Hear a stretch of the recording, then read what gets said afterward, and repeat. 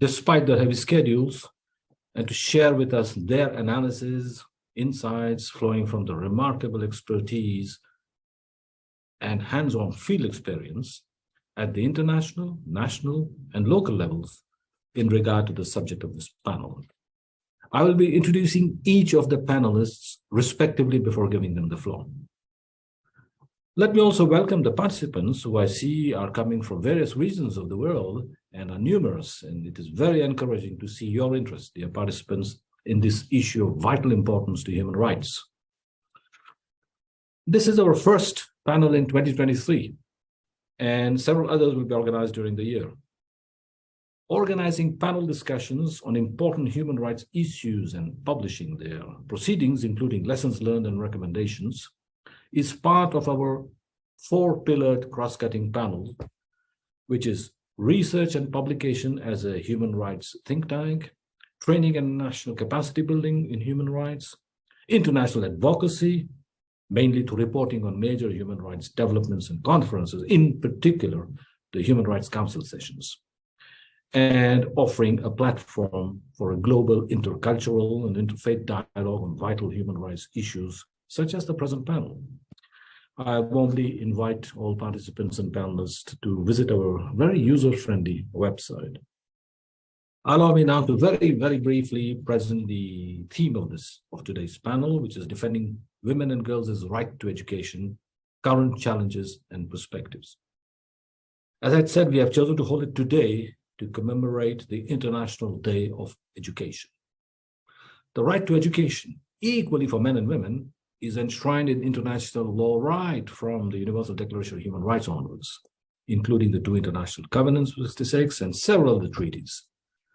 Hence, denying women and girls this basic human right would violate the fundamental principles of equality and non-discrimination and embody a policy of flagrant gender discrimination contrary to international law, and would run also against the Sustainable Development Goals, particularly 4 and 5. It will also seriously undermine the end goals of the international community to establish tolerant, inclusive, participative, and prosperous societies.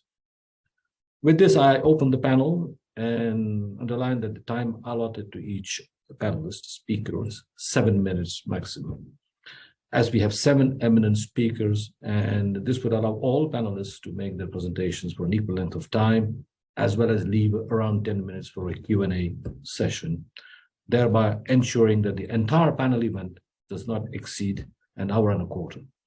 The full written statements of panelists will be included in the publication on this panel event.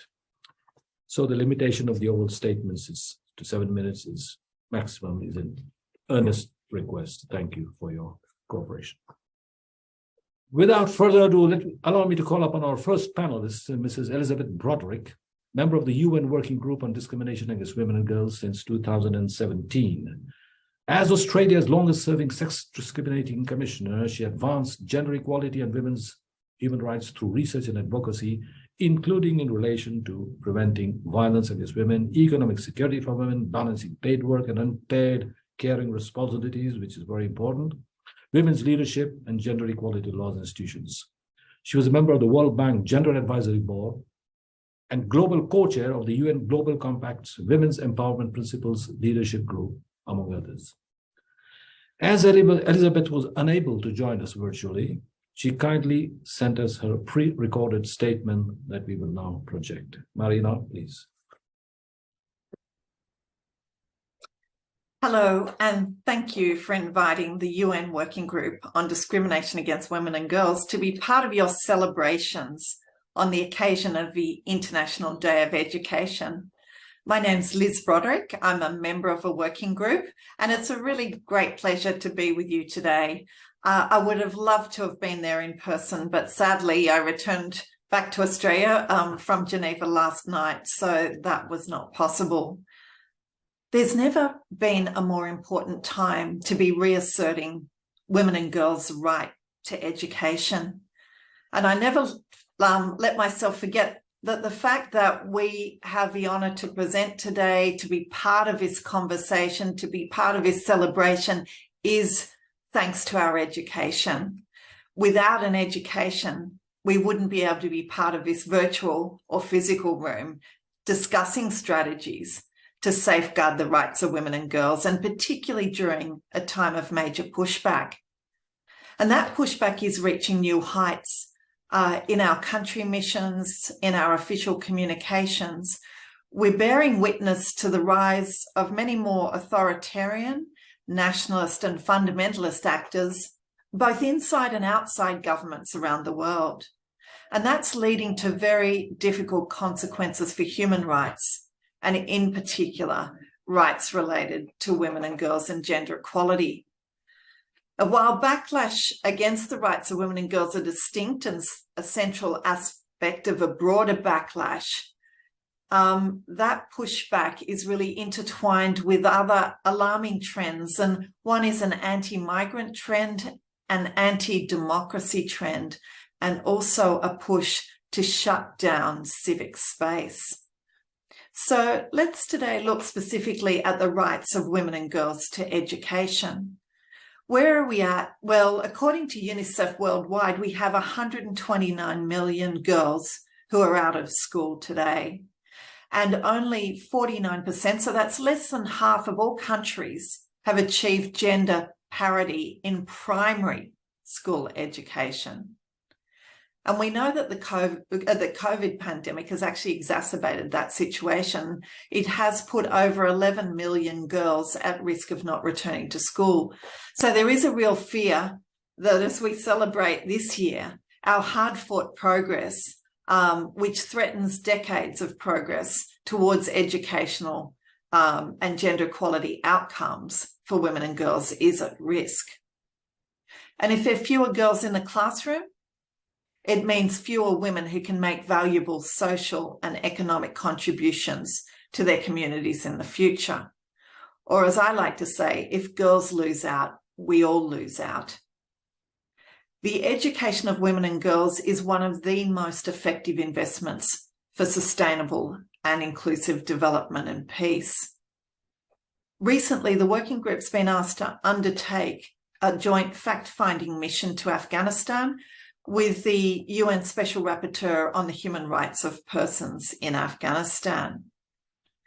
And in countries like this, the ban on girls' secondary education, it undermines a number of rights and principles, those that are guaranteed in what we call the CEDAW Convention, the Convention on the Elimination of All Forms of Discrimination Against Women, but also in many other international conventions. CEDAW, though, established as an international Bill of Rights for women. And our working group has been able to send a number of official allegation letters to the de facto authority in Afghanistan and joined several public statements calling on a reversal of a decision to close schools and universities. Under CEDAW, we have a number of articles. Article 2, which condemns all forms of discrimination against women and girls, but also Article 5, which requires states to modify social and cultural patterns of conduct in order to eliminate discrimination against women and girls. And the most important article for part of our discussion today is Article 10, which guarantees the rights of women and girls to education. It promotes gender equality, endowing every woman with equal rights as those of men in the field of education, from preschool to higher technical education. It also provides for the elimination of any gender stereotyped concept of the roles of men and women at all levels and in all forms of education. So it is quite expansive. Not only that, girls' and women's right to education is a central obligation of states, because what we know is education is both a human right in itself, but it's also an indispensable means of realising other human rights. And not only that, it's recognised as one of the best financial investments that states can make. Yet whilst we've seen several decades of improvement worldwide, and it's just been wonderful to see that, gender still remains a primary indicator of educational attainment, which actually prevents girls from achieving higher social and economic status and also perpetuates a cycle of inequality and discrimination. Now, we've noticed in the working group, we've identified many barriers to girls' access to education, one of which is school-related gender-based violence. And it plays out differently in different regions of the world. But in many regions of the world also, we know that girls risk their lives every day actually just getting to school. So the violence they experience on the way to school or on the way home from school can also be a barrier which severely curtails girls' access to educational opportunities.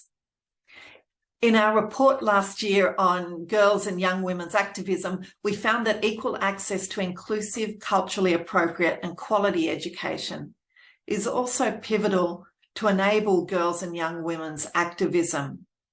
And most importantly, where schools actually teach human rights, where they promote an understanding of the harmful impact of gendered social norms and discriminatory stereotypes and support critical thinking skills, that's when we see the best outcome for women and girls. So education matters. Indeed, the blatant human rights violations of women and girls' rights and their right to education currently happening in certain countries is really just the tip of the iceberg. We need to reassert the universality of human rights so that every woman and girl everywhere can live a life of dignity and respect. And that starts with every girl having access to a quality education. Thank you. Thank you, Elizabeth, for having so well set the stage, and hope to meet you online or in person in the near future. I now have the honor to call upon our second panelist. This is Belquis Ahmadi, a human rights lawyer with over 20 years of experience working on issues related to the rule of law, civil society development, governance, democracy, countering violent extremism, and peace building. At the United States Institute of Peace, where she works as a senior program officer, Belquis is focused on promoting rule of law, women's access to justice, and women's participation in the peace process. She has provided senior-level policy advice and representation on complex governance issues and published extensively also in this domain. So Belquis, could you speak to us about how inclusive education and promoting lifelong learning opportunities for women and girls is crucial to the development of a number of socioeconomic sectors, such as health, justice, and education? Thank you. The floor is yours. Thank you. Thank you so much for the opportunity to be a part of such a distinguished panel of experts on such an important and vital issue. I would like, if it's okay, I'm going to use some of my time to provide a context for what's going on in Afghanistan, although I'm pretty sure that everyone on this screen is following to some extent the situation in Afghanistan. So let me take you back to before August of 2021, where 3 million girls and 7 million boys were in schools throughout the country. There were close to 200 private and public universities, where both males and females were pursuing their desired field of education. There were some 68,000 female teachers and lecturers in Afghanistan. The number of registered schools with the Ministry of Education was reported to be around 16,500. Additionally, there was an estimated 13,000 registered madrasas, or as we know it, religious schools, throughout the country for boys and girls, where 70% of the curriculum was focused on Islamic-related subjects, but 30% of the curriculum was dedicated or focused on modern education, science, literature, and whatever was taught in schools. Annually, more than 20,000 Afghans, including women received scholarship to study in universities in the region, and then also a few hundred in Western countries. So now I'm going to take you back to the end of 2021, when the Taliban took power. Their messaging around girls' education has lacked cohesion from the moment the group took power. Many of their declarations have been simply contradictory, indicating division within the Taliban leadership and a lack of consensus on national policies. In August of 2021, the then Minister of Higher Education told AFP that the people of Afghanistan will continue their higher education that also includes girls within the framework of Sharia. But a month later, the Taliban announced that only boys were permitted to go to school. 2 months later, in December, the acting Deputy Minister of Education said to BBC, the girls would not be allowed to attend secondary schools until a new education policy is adopted. And then the newly appointed Minister of Education in September said, look, no PhD or master's degree is valuable today. Look at us. We don't have PhD or masters. We don't even have education, but we are the most powerful people right now ruling the country. On December 20th of just this year, the Minister of Higher Education issued a letter saying private universities and schools that a group of scholars have evaluated the education curriculum and system in Afghanistan, and they have concluded that it needs revisions because the environment is not suitable for girls to be educated. I'm saying all this so that you can see that how contradictory their statements are and how discriminatory their policies have been toward women. The level of discrimination against girls and women that the Taliban have adopted as their official stand and policy is unprecedented in the modern history of mankind. Now, let's talk about what are the consequences of this. The girls that I talk to almost on a daily basis, they tell me that the ban on education has had an enormous psychological impact on them. It has affected their self-image, self-confidence, and self-worth. And then families tell me that young girls are suffering from depression and anxiety. This is even worse for women in rural areas, because for families who are suffering from poverty, they marry off their daughters. So that means early marriage for girls. And we all know that early marriages of young girls pose increased health risks to them. According to UNICEF, the ban on education not only violates girls' fundamental right to education, but it also exposes them to heightened anxiety and greater risk of exploitations.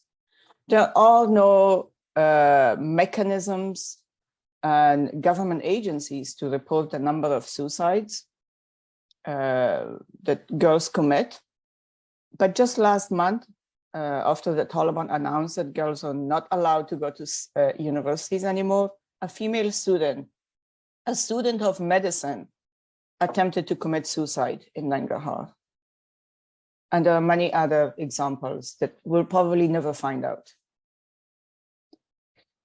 On the economic and social level, UNICEF estimated that the decision to deny girls a high school education translated into 500 million loss, or about 2.5% of the GDP. UNICEF also predicts that Afghanistan won't be able to regain the GDP loss or even reach the true potential productivity without fulfilling girls' rights to education. Also, their analysis of UNICEF on the current education in Afghanistan provides a stark reality check. If the 3 million girls who are deprived of the right to education and women were allowed to exercise their right to education and employment, their combined contribution to Afghanistan's economy would be around 5.4 billion. That's gives us a glimpse into the social and economic situation in Afghanistan.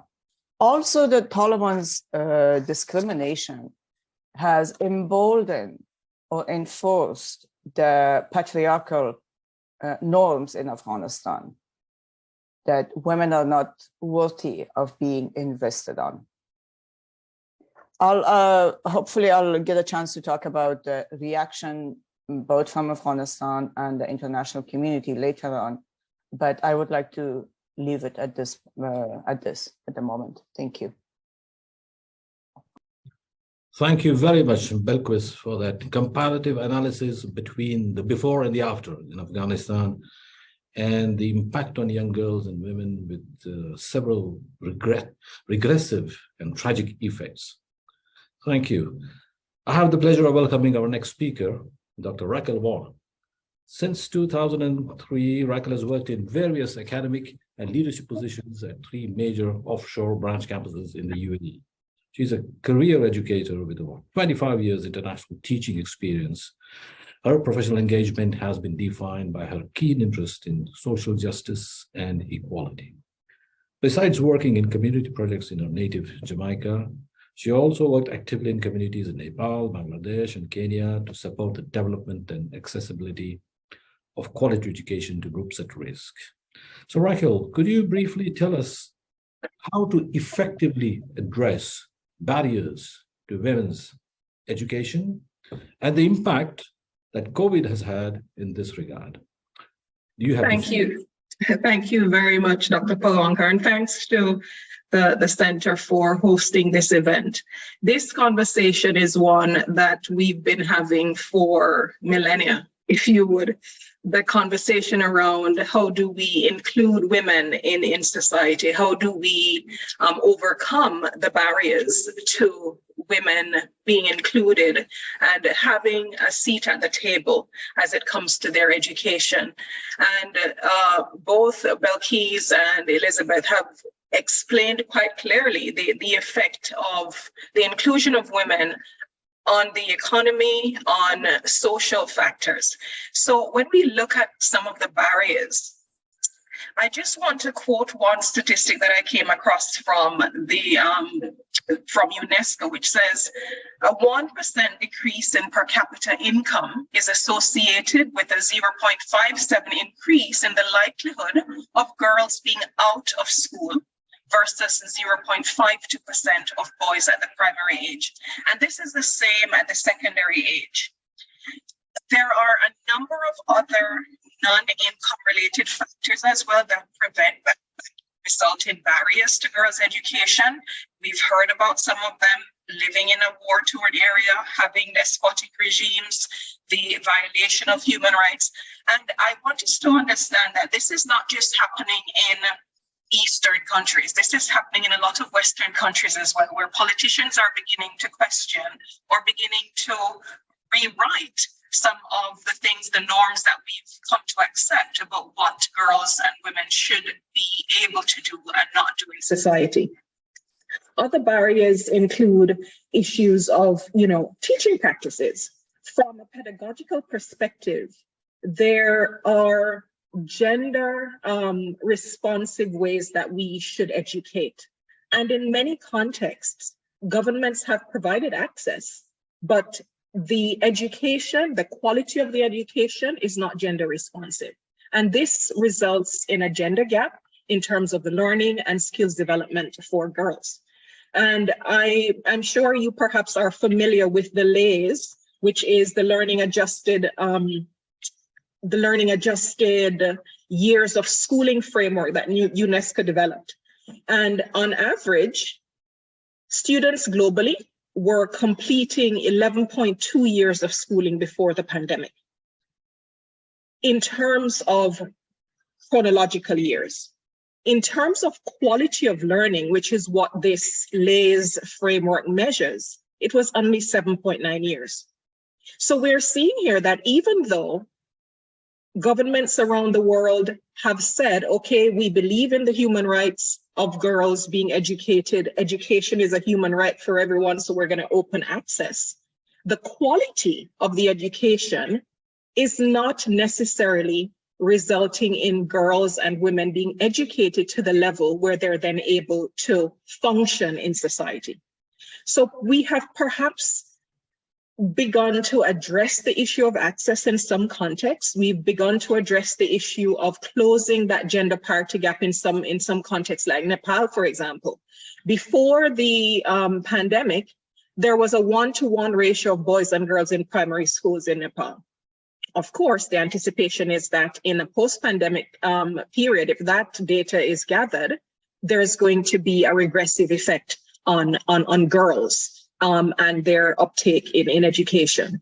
So what we're seeing is that even though education is being provided, even though we understand what some of the barriers are, the conversation needs to open up to now looking more at retention and looking at the quality of the education. How do we retain girls in school? The expectation is that if a girl completes primary school, there's a direct economic value for every year that a girl spends in school. And so if we do not see girls completing their education, what will happen is we're not actually addressing the issue, because they will remain unable to read effectively, even though they've perhaps gone through a school system. They will perhaps not be able to make those decisions that are needed to be made in terms of nutrition, healthcare, healthcare of their families. Those things are still going to be a problem if we do not look at the quality of the education that is being offered. Now, when we look also at the learning loss that has happened because of COVID, what we're seeing is a phenomenon which we're now referring to as learning poverty. All right. And the data suggests that there's an increase of up to 70% from the pre-pandemic period because of the barriers that have now been introduced or that have been exacerbated because of COVID. So we can presume that because women and girls have experienced more significantly the effect of COVID, the impact on their education, the regressive effect on their education is going to be significant. And I think we have to look at the policies. We have to look at how do we cut across boundaries and include non-state actors to help us to attenuate some of these problems that we've seen because of COVID. But I also don't want us to put everything on COVID. A lot of the issues we were experiencing in education after COVID were there before. They've only been exacerbated. And so we tend to say, oh, it's because of COVID. No, actually, we were regressing before. And so we have to take a big look at, okay, who are the partners, the non-state actors who are able to help governments? Because what COVID has shown is that governments at best are not able to respond to crises the way that needs to be responded to. So we have to look at who are the non-state actors, who are the private partners that we can onboard to help us to use technology, help us to develop gender equitable, emotionally equitable education models. How can we activate policies that onboard men as well in helping to address this problem? Women are fighting a battle for women's education. How do we partner with men who in many places are the decision makers? They're the ones who hold the levers. How do we partner with many of these key players in making sure that we're able to address this problem? So it's good to be having this conversation. But as I said, it's a conversation that has gone on for millennia. Why are we still having it? Because not enough has been done. And so we're now at a critical point where we have to start saying, what have we not done correctly so far? And I think moving forward, it's looking really critically at non-state players, because we've seen that through public-private partnerships, we're able to get massive infrastructure projects done. If we're able to do that, why can't we do the same for girls and women's education? So I'll leave it at that, and perhaps we'll delve some more into these issues through the question and answer. But thank you again very much for this opportunity. Thank you very much, Racquel, for that incisive analysis and innovative perspectives for further action that could be taken. I now call upon our next panelist, Mrs. Shekeba Ahmadi. Shekeba is a women's rights advocate, currently working with Women in Peacemaking team at the CMI Marti Atihasari Peace Foundation. She has contributed to the work of non-profit organizations in Singapore, Bangladesh, Pakistan, and Afghanistan for the last 6 years. And her previous role at the Embassy of Finland in Kabul was Development Cooperation Advisor. Shekeba, could you, within the time allotted, briefly share highlights of your experience in working with these organizations mentioned? And could you please also briefly reflect on your personal experience of growing up and studying in Afghanistan? Please, up to you. Thank you very much for the kind introduction. I'm honored to have shared the panel with experts of education and human rights and engage with relevant audiences on this significant agenda. And greetings to Ms. Belquis Ahmadi. Yes, I come from a country which is the only one in the world where rulers ban girls and women from secondary school and universities. The restrictions don't end here, as the political, economic, and social life has been shrinking for women periodically since August 1521.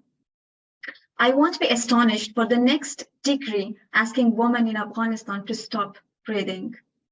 I am deeply saddened by the closure of secondary schools and universities for girls in Afghanistan, as education has changed my life and empowered me meaningfully. Although the life of almost every person from Afghanistan, including myself, has fluctuated due to political turmoil and conflicts, I managed to enter school as a refugee in Pakistan after the first reign of Taliban. I am the first child and girl in my family to have graduated from school and university, and hopefully not the last. It breaks my heart when I remain responseless against my niece's questions regarding reopening of schools in Kabul, which is still an open question. Please allow me to discuss a couple of current challenges of education from the eye of an advocate and an ordinary person. We all witnessed different ranges of inequality and digital divide due to inaccessibility to resources and socio-economic and cultural status of families in different parts of the world, especially rural areas of certain states. Against the assumption of normal schooling to have started this year, the gaps and inequalities remain unresolved in many areas, which negatively affect women and girls' participation. It is the responsibility of each government to prioritize and remedy suffered education system from the consequences of COVID-19 and to reform education policies to respond to local level need.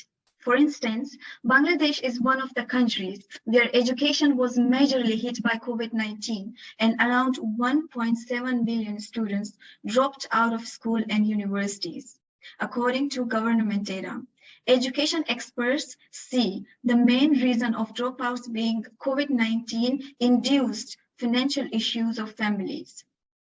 Between the year of 2020 and 2021, many children involved in child labor and many girls were married off by their families due to financial issues. Now, there is a need for a program to help enroll and reintegrate dropout students and strengthen second chances of admitting to schools and other educational institutes. Second, access to quality education is a basic right for everyone. Children, women, girls, and people with disabilities. Children and girls are most vulnerable in contexts where education is disrupted by conflict, as boys can fall into child labor and girls into child marriages. Yemen and Afghanistan are unfortunately a couple of real-life examples of such a misery. The mental health of people, especially children affected by war and conflict, is another major concern. It is a moral duty of the international community to respond to these needs and support peace talks to end war and to ensure quality education for all, including children.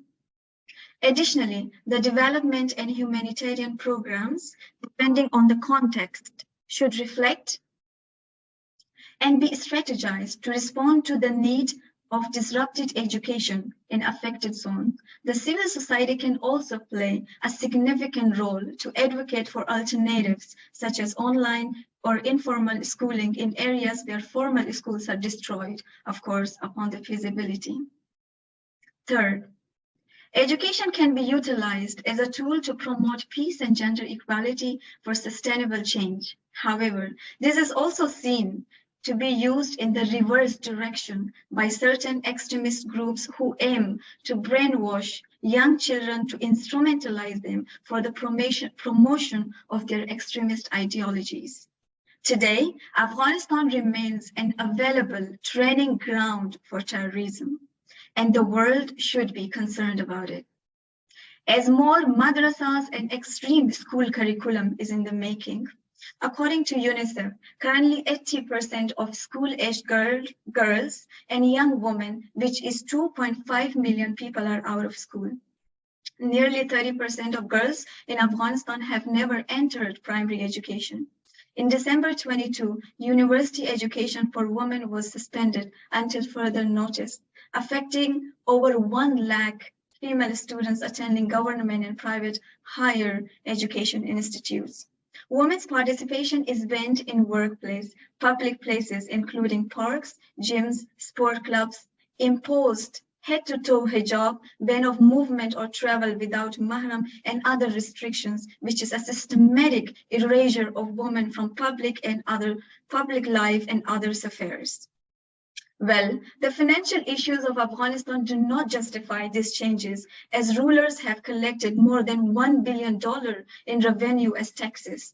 They have benefited from the diversion of humanitarian assistance sent to suffering population of Afghanistan, and they have also profited from mining and energy deals with China, Russia, Iran, and so on, despite their absence of legitimacy.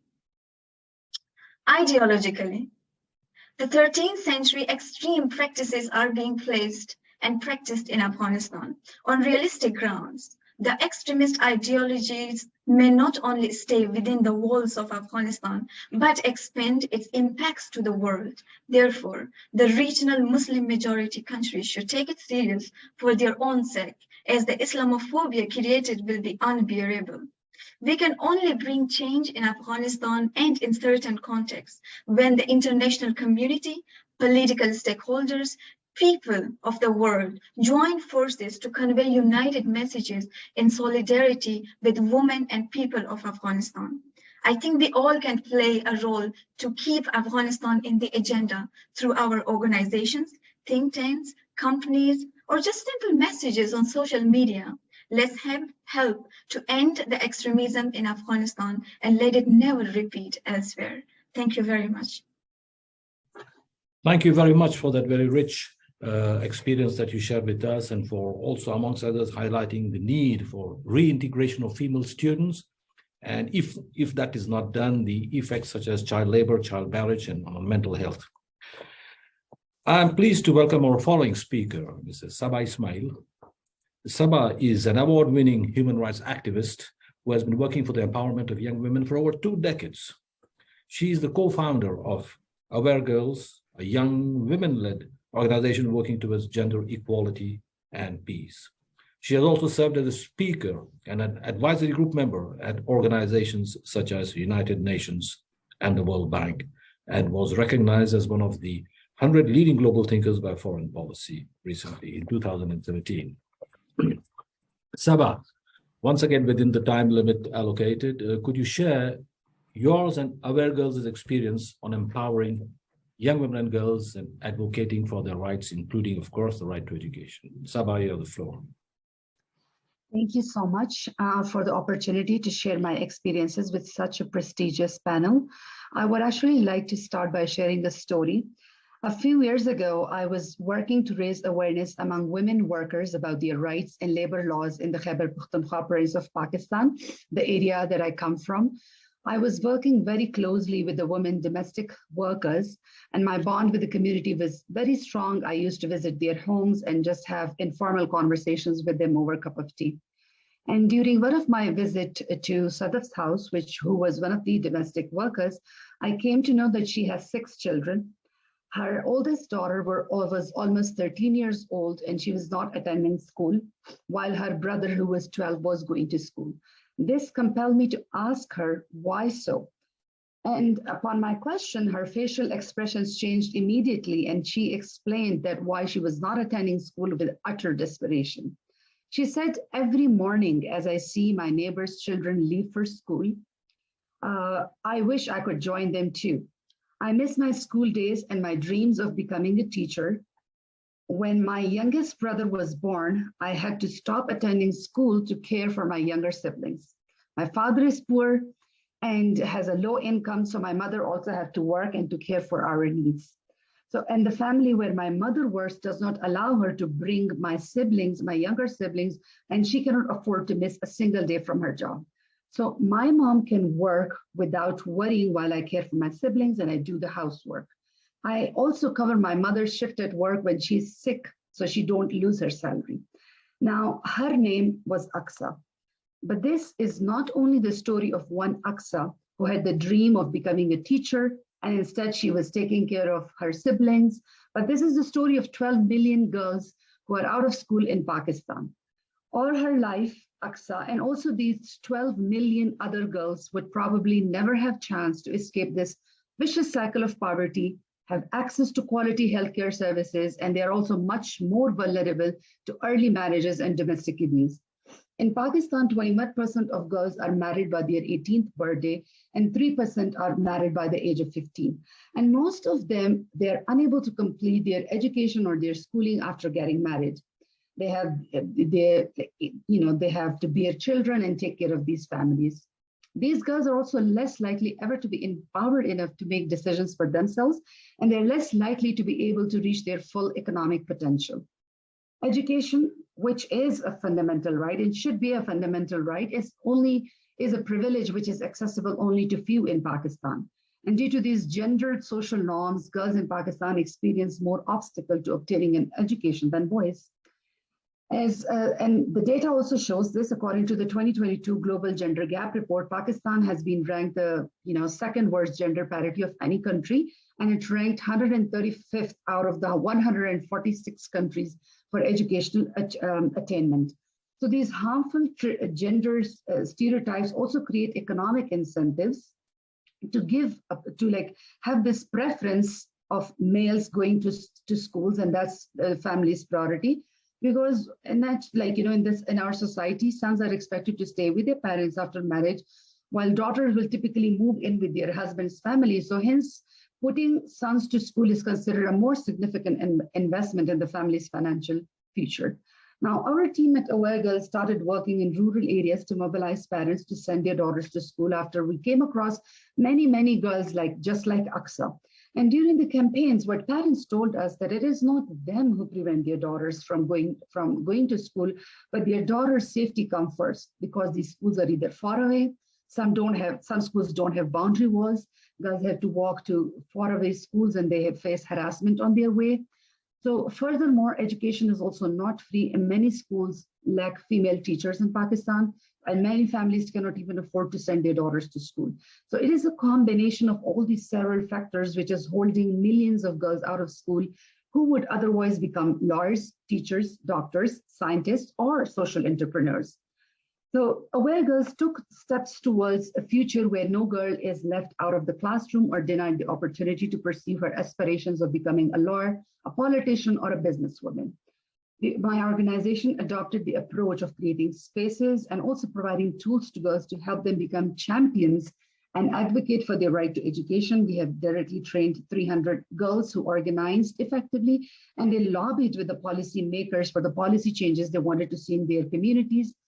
These girls demanded that their schools must be safe, they must be accessible, and must be free of cost. We also established girl power clubs, which are leadership incubator for girls, for young girls, and there they can not only learn skills, but they can be the change makers in the society. We also think that working with communities is very essential in addition to working with policymakers, because all these community beliefs affect how we approach the problem with girls' education. So we have been organized 50 community sessions in multiple areas of Khyber Pakhtunkhwa province, and we have been reaching out to more than 1,500 community members. Research and our work at Aware Girls at the grassroots level have clearly shown that completion of the higher quality, higher secondary education for girls escalate the economic growth of communities. It also improves the quality of life for girls. It increases women's political participation and their ability to make decisions for themselves. But in Pakistan, we see there is a different picture because there is a greater lack of political will to invest in the education of women and girls.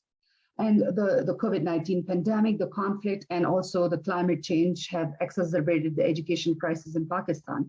Malala Yousafzai, who is the Nobel Peace Prize laureate and also an alumni of Aware Girls, urged the countries to focus on reducing the finance gap for girls' education. Through investing in girls' education, girls will be able to unleash their economic potential. They will be able to have better lives, and their communities will also thrive. Now, but as I mentioned, I'll just my last point is about that, situation is bleak on the ground because education is severely funded in Pakistan. According to from 2021 to 2022, only 1.77% of our GDP was spent on education sector, whereas 3.8% of the GDP was spent on the military, which is according to the Economic Survey of Pakistan. Like many other countries, just like Pakistan, which spends a lot of money on military and defense, and who believe that purchasing weapons and missiles and fighter jets is more advantageous and is more profitable than constructing schools and offering high quality education for girls. All these countries are making wrong decisions, because for those, as I said, that education is a right, and there is no need to even justify this. But for those who doubt it, the governments who do not invest in girls' education, and as two of our panelists have already mentioned, the Taliban who deny women the right to education, let me tell them that for every dollar invested into girls' rights and education, developing countries could see a return of $2.80, which is equivalent to billions of dollars in increased GDP. But investment in weapons and war will only bring devastation to our countries and our region. And in addition to these financial investment, a holistic approach at the national and global level is needed to address not only the root causes, but also the symptoms of this situation. So the approach should include policies and programs that ensure that girls and women have equal access to education, and programs that, and also, there should be programs to advance gender equality and empowering women and girls. Furthermore, these policies must engage men and boys in these efforts. And I think as we are celebrating International Day of Education today, but I think on that day, we will be actually celebrating International Day of Education on the day when all girls everywhere in this world have the opportunity to have a safe and affordable education. That will be the day that we'll be actually celebrating the International Day of Education. Thank you. Thank you very much, Saba, for that very informative but also worrying intervention, and highlighting the scourge of child marriage and the consequent economic impact, exacerbated inequalities, and also thanks for the work being done on the ground for all the panelists. I have now the pleasure of welcoming Mrs. Prasansa Karki. Prasansa is a program development coordinator of an NGO called Nagarik Awaz in Nepal, a peace-building organization that promotes youth and women engagement in community peace building. Prasansa is a peace practitioner engaged in the field of human rights and peace building for over a decade. So Prasansa, could you briefly share your experience on empowering young women and girls and advocating for their rights, and including, of course, the right to education, and how does education help create peace builders, peace leaders Please, Prasansa.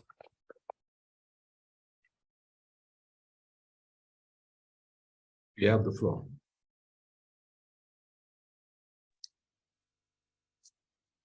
Give me a sec.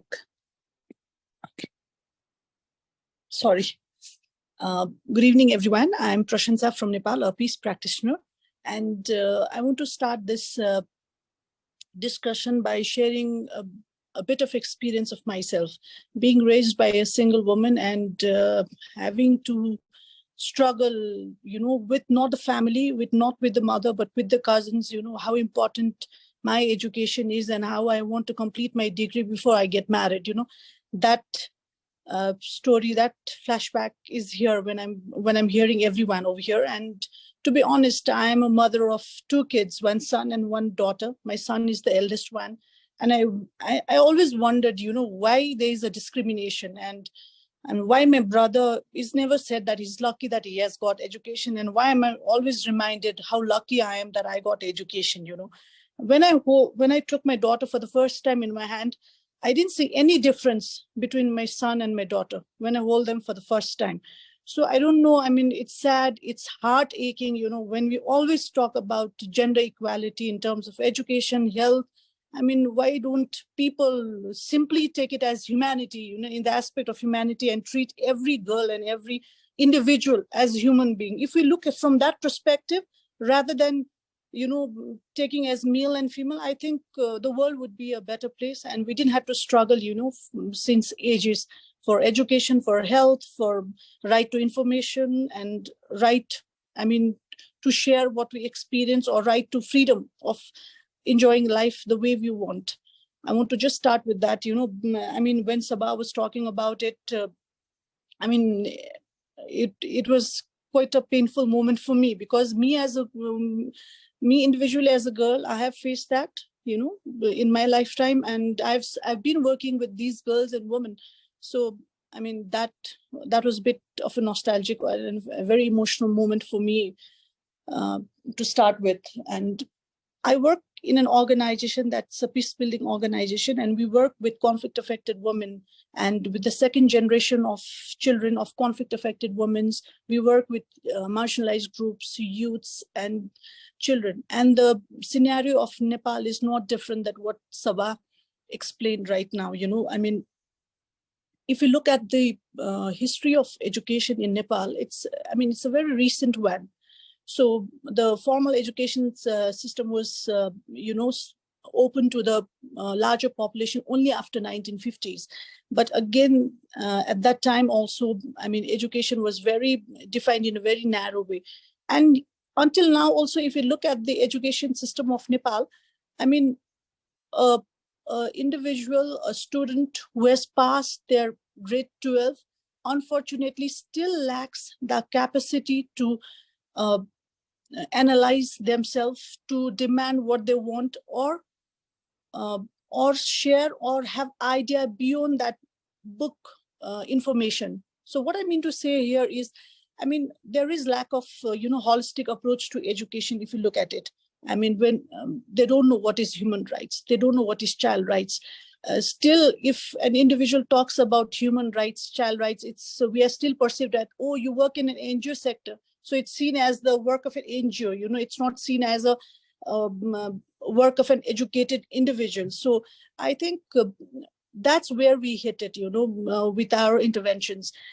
We work with schools, we work with youth groups, we work with women groups, and we try to broaden the definition of education within that sphere.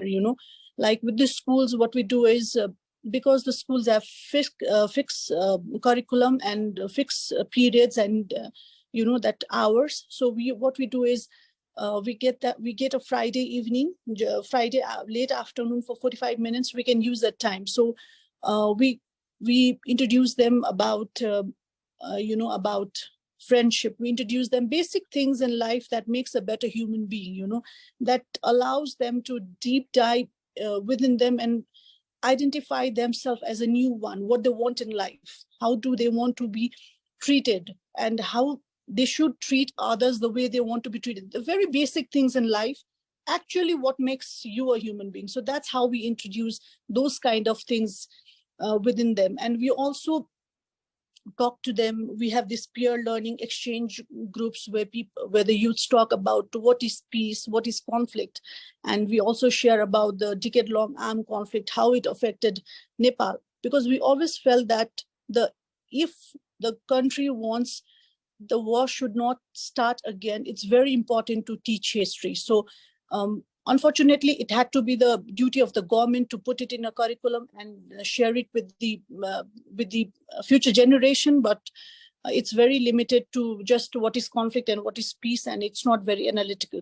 So what we do is we try to introduce that topic to them, and how strong these women who were part of the conflict, because lots of children, their mothers are the conflict affected women. So not the story of just sorrow and pain, but we also share the story of strength, of these women who raised them as children. So that we make sure that there is no revenge and there is no grievances, but only peace and only positivity to share in the coming generation. That's one thing we do. And the second thing is our work also focuses on shifting the identity of youth. So if you look into our culture, it's very patriarchal driven, our socio-economic structure of the society. So youth, especially girls, are seen as a burden, So investing on their education, investing for their life skill is not important to the family.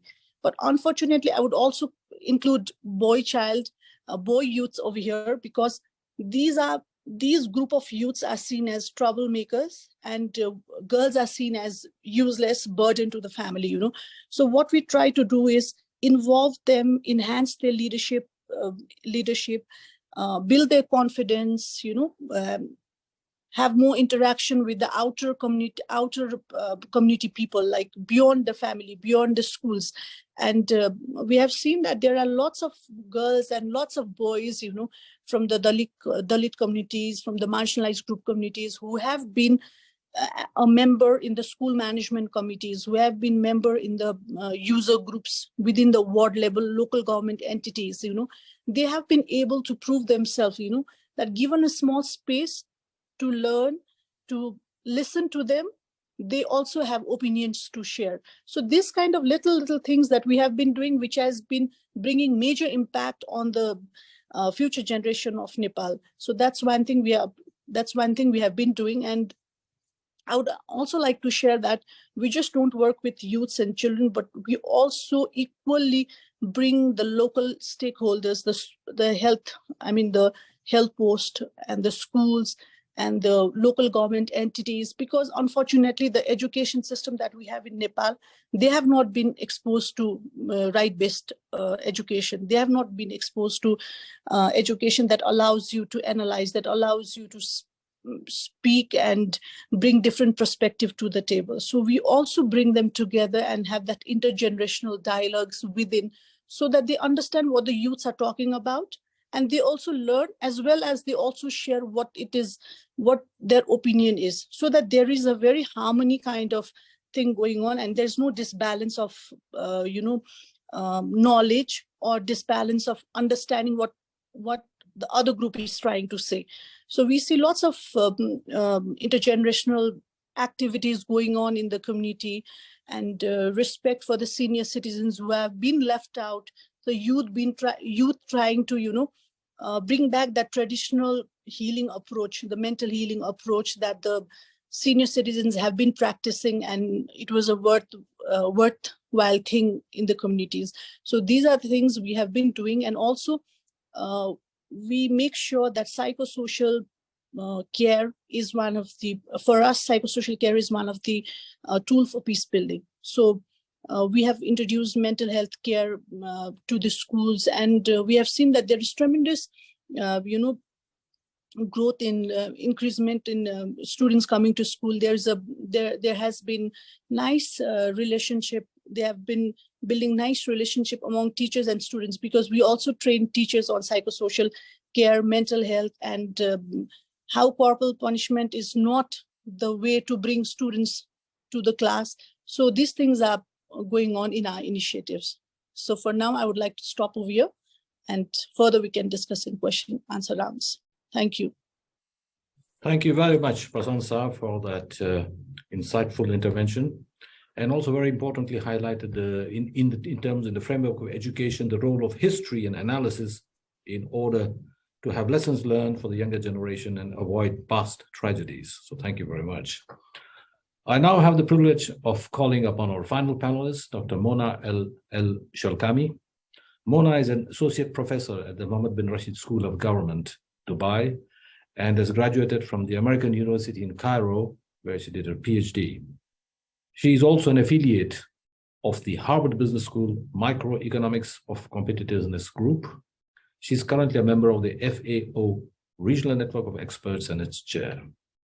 Mona, could you address current perspectives and challenges, given your background, to the right of education for women and girls, perhaps in Egypt?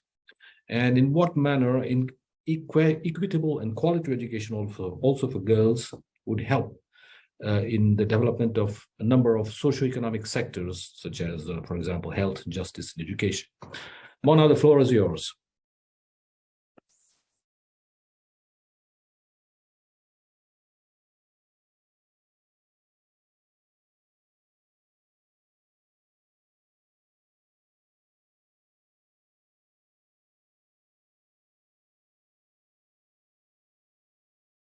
Mona, are you there? Yes, I am there. You can you hear me now? Yes. Okay, sorry about that. Okay, I'll just repeat what I was saying. I am here to discuss the current perspectives and the challenges with respect to the Egyptian context.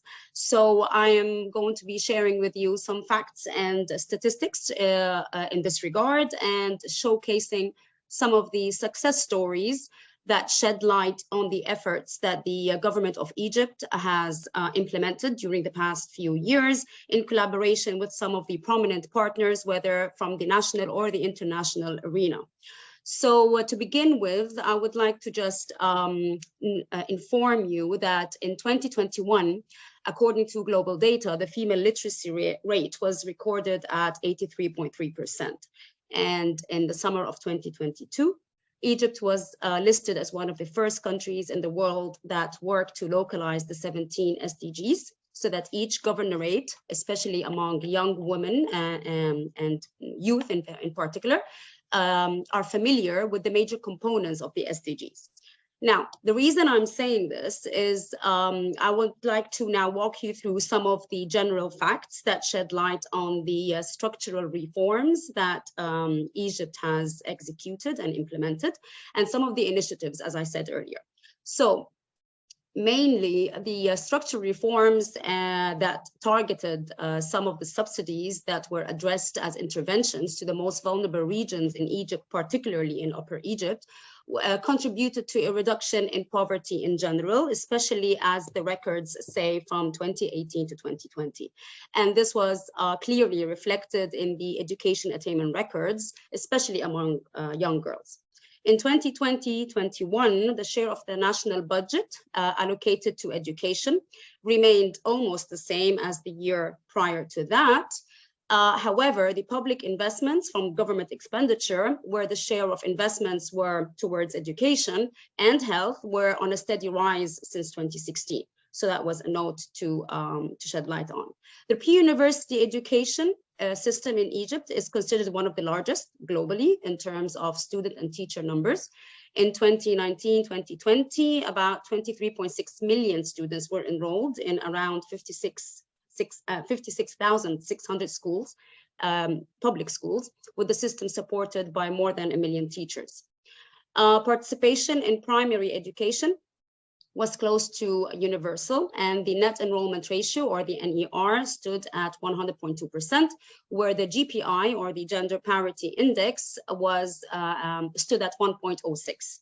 So that's a rather impressive number.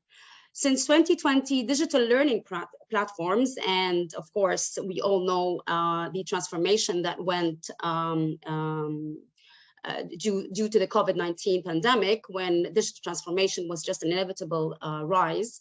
rapidly developed in Egypt. However, the utilization still recorded as a low figure, where only 26% of parents who were surveyed reported that their children's schools introduced more remote learning opportunities and digital platforms. Some of the main, or one of the main challenges that Egypt faces, it continues to have a very high class density, where we have like 53 students at primary level and 49 basically students in the lower secondary stages. That was as of 2020. And of course, this is due to the increasing pressure of population rise and increase. Now, together with allocating more resources, the government of Egypt is actually making efforts to overhaul the education system ever since 2018. And of course, 2020 catalyzed the process. There's an example that I'll be shedding light on if we have the time. That was one of the success stories that I would like to share with you. Now, the most important framework that allowed for such improvements in the figures that I was sharing with you, and of course there's much more room for improvement needed, is the constitutional and the legal framework that Egypt has launched ever since, or as early as 1956 to be precise, for promoting women's rights in general and with special emphasis on education for females. Now, some examples that I will summarize for you very quickly. The Egyptian constitution in 2014, that was also further amended in 2019, paid great attention to the issue of gender equality and women's empowerment. And this was affirmed by Egypt's commitment to the international treaties and conventions it signed with its partners. And there was one particular convention on the elimination of all forms of discrimination against women. For example, another article mentioned in the Egyptian constitution adopts the principle of citizenship as a basis for Egypt's governance system, which means basically the rights of citizens are guaranteed by law without any form of discrimination. Another article further endorses that, and it stipulates that national unity is based on the principles of equality, justice, and equal opportunities, especially with regards to education. Another article, Article 11 to be precise, confirms the right of women to be appointed to judicial bodies, which was a matter of controversy in the past. And this article obliges the state to protect women against all forms of violence to ensure that women are able to reconcile family duties with work requirements and to ensure equality between women and men in all civil, political, economic, social, and cultural rights. Last but not least, the child law that was amended in accordance to some of their modifications in 2008 guaranteed rights related to the penalties for the marriage of minors, those under 18 years old, and the right of a custodial mother to have jurisdiction over her children's education. So putting the framework and the legal context of the Egyptian experience aside, I'd just like to note that all of the above fall under the context of Egypt's National Sustainable Development Strategy, known as Egypt's Vision for 2030. Now, this strategy considers the issue of gender equality and women's empowerment a cross-cutting issue that intersects with its other themes, of course, that are related to economic development, education, health, social justice, among others. Now, some of the interesting success stories or noteworthy achievements from the Egyptian experience, to be precise, some of the bilateral aid arrangements that it had with the USAID, for example, which has been very active with Egypt for decades. To be precise, there was one particular project launched in 2019. In the first year of this project, the USAID supported Egypt's technical secondary schools, of course, in collaboration and partnership with the government of Egypt and the concerned ministries, reaching over 50,000 female teachers and students and principals and employees altogether with technical and vocational training. The program or the project also helped establish Women Entrepreneurs Network, created the first women's angel investor network in Egypt to provide financial and non-financial services to women. Accordingly, in 2020, it was recorded that over 1,200 women had new or better employment through USAID support, and 363 women owned their own micro enterprises and SMEs. The USAID also provided leadership training to 14K rural Egyptian women to participate in community education. The USAID, in collaboration with local governorates, trained 3,200 adult literacy facilitators who engaged in enrolling 44,000 plus women in intergenerational adult literacy activities. 27,000 girls were provided with rural community services, especially when it came to learning environments in community schools. Over the past 5 years, the USAID provided 156 university scholarships in public universities to young women in particular, studying the STEM field, science, technology, engineering, and math, to be precise. Another example with the same partners, the USAID and the government of Egypt, supports women and girls' education, in particular with basic and technical higher education programs to improve the learning skills and the workforce readiness to be mapped according to the needs of the market. Women were also supported to succeed as entrepreneurs, and they were given empowerment programs to better participate in the economy and to reflect higher numbers in the labor force figures. Other initiatives also included supporting women as emerging community leaders, where the USAID here sought to expand the influence of women within the communities, and this was achieved by engaging young women and girls in cross-community dialogues and building the capacity of community champions, something that we saw also on a smaller scale during COP27, for example. Addressing the impact of COVID-19, now that was a standalone initiative under the program, which arose according to the circumstances, and the main objective of this initiative or sub-initiative was to mitigate the socioeconomic effects of COVID-19 on women and girls, including increased violence against them. And the USAID here implemented activities that focused on the most vulnerable and marginalized populations, again, mainly in Upper Egypt.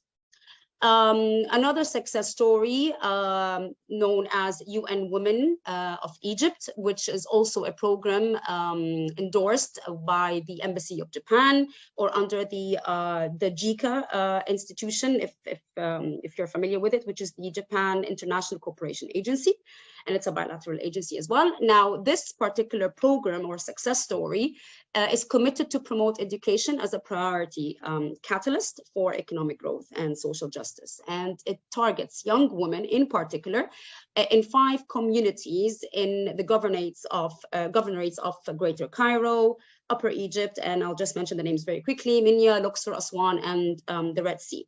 So the UN Women success story aims to reduce the gender gap in education, both in formal and informal schools, to strengthen the quality of formal education. It conducts regular and periodic needs assessments across all 5 communities mentioned earlier to identify and address the key constraints for girls' access to safe education. And this will bring me to some of the social challenges that I'll be mentioning and wrapping up very quickly towards the end of my talk. This program also brings together business community or the private sector to collaborate. If I could interrupt you, yeah, we are running a bit out of time, so if you could wind up soon. I'll be wrapping up. Have a Q&A session. Thank you very much. Sure, I'll be wrapping up. This was actually the last thing I was going to shed light on, which is some of the initiatives that encourages the participation of the private sector and, of course, the civil society and NGOs, knowing that the civil society in Egypt is rather active. This brings me directly to some of the challenges that I will mention very quickly: population pressure, the need to continuously upgrade the skills of teachers.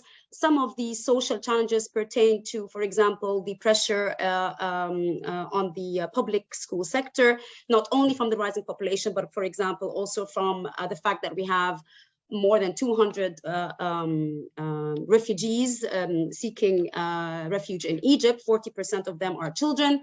Some of the main recommendations that I was going to discuss with you, or I'm discussing with you here, pertain to the importance of raising awareness or campaigns to raise awareness of the importance of female education. And these campaigns cannot have any significant impact in the short run unless they are accompanied by some of the important legal reforms enforced by the law. For example, to impose penalties against parents not sending their daughters to primary and preparatory schools, especially if they engage or allow them to marry early. So this is just a wrap up from my side. Thank you, Mona, for this very insightful statement. And with that, we come to the Q&A session. As we know, we are running out of time. So I've selected 2 questions, which are actually addressed to all panelists, but all, I mean, any one of you or 2 of you, 3 can reply depending upon your interest in the question. One question that came up from the floor was, how can you help young girls in refugee camps access education? That's the first question. Over to any one of the panelists. Who would like to speak? Can I just, if I could just come in on this one. Sure, Refugee contexts are particularly thorny for political issues, because of funding issues, social stigma that's attached.